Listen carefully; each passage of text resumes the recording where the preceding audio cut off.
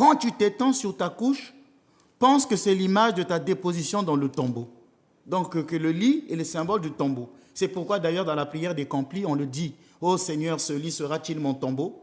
Et tu dormiras moins. Quand tu prends un bon repas à table, pense que tu serviras toi-même de triste pâture au verre. Et tu y trouveras moins de plaisir.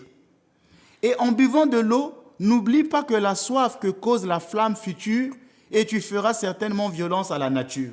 En fait, il montre déjà 3 grands exercices spirituels.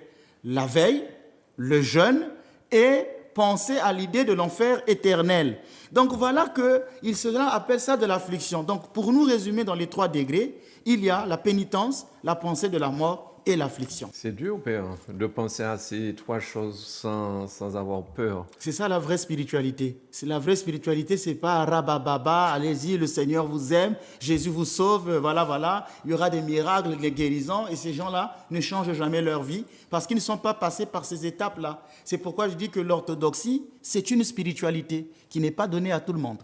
Et j'aime bien aussi celui qui désespère, c'est son propre meurtrier. Voilà, c'est ce que disait même plus tard, Jésus le dira plus tard à Saint Silouane, qui est un moine du mont Athos. Il lui dira, tiens ton âme en enfer et ne désespère pas de ton salut. On est tous en pénitence. Là, nous sommes en train de rentrer dans la haute spiritualité orthodoxe. Oui. La spiritualité orthodoxe est une spiritualité totalement monastique qui est proposée à tous les fidèles.